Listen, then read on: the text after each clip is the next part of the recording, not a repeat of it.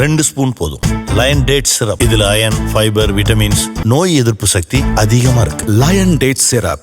அனைவருக்கும் இதயத்தின் பொங்கல் நல்வாழ்த்துக்கள். பொங்கலோ பொங்கல்.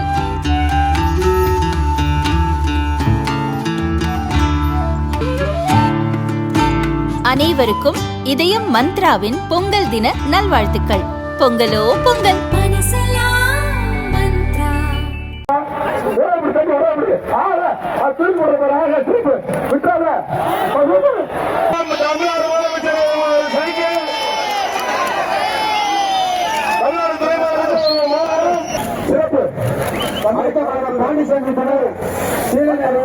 அருண்பாண்டி மாடு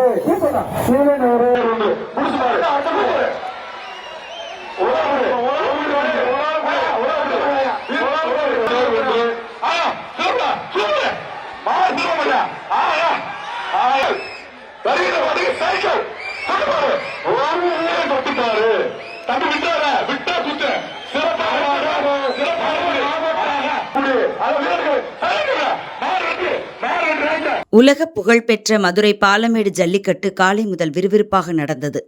1000 காளை உரிமையாளர்களும் 600 மாடுபிடி வீரர்களும் பதிவு செய்திருந்தனர்.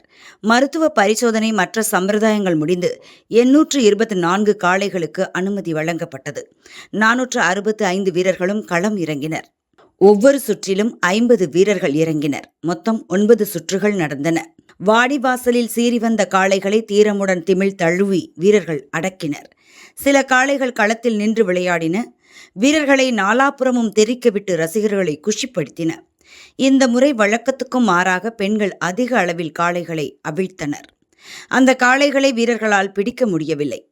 ஒவ்வொரு காளையை அவிழ்க்கும் போதும் வெற்றி பெற்ற வீரர் காளை உரிமையாளர்களுக்கு தங்க மோதிரம், தங்க காசு, வெள்ளி காசு, பீரோ, சைக்கிள், மெத்தை, அண்டா, குக்கர், மிக்சி, சேலை என பரிசுகள் வழங்கப்பட்டன.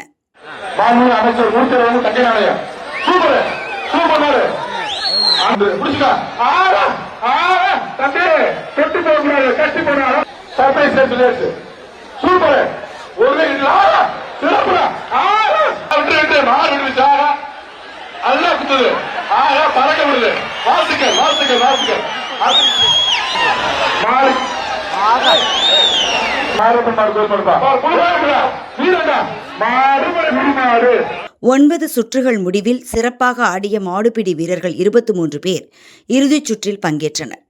ஒட்டுமொத்த போட்டியும் முடிந்தபோது 16 காளைகளை அடக்கிய பொந்துகம்பட்டியைச் சேர்ந்த அஜித் முதல் பரிசை தட்டிச் சென்றார்.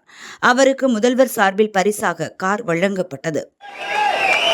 தமிழ்நாடு துணைமுதலமைச்சர் சார்பாக சிறந்த வீரருக்கு வழங்கக்கூடிய காரினை வணிக வரி பதிவுத்துறை அமைச்சர் தற்போது வழங்குகிறார்கள்.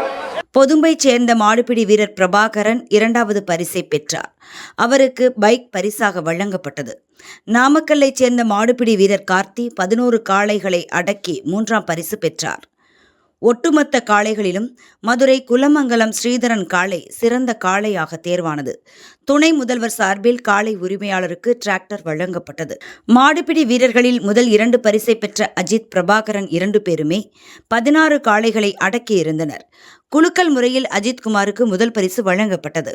இந்த ஜல்லிக்கட்டில் மாடுபிடி வீரர்கள், உரிமையாளர்கள், பார்வையாளர்கள் என மொத்தம் 37 பேர் காயமடைந்தனர். அவர்களில் 8 பேர் மதுரை அரசு மருத்துவமனையில் மேல் சிகிச்சை பெறுகின்றனர். முன்னதாக பாலமேடு ஜல்லிக்கட்டு முன் எப்போதும் இல்லாத அளவு தாமதமாக துவங்கியது. காலை 7:30 மணிக்கு போட்டி துவங்கப்படும் என்று அறிவித்திருந்தனர். ஆனால் துணை முதல்வருக்கு அமைச்சர் மூர்த்தி சார்பில் வரவேற்பு அளிக்கப்பட்டது. அவரை வாடிவாசல் வரை அழைத்து வர மிகவும் தாமதமானது.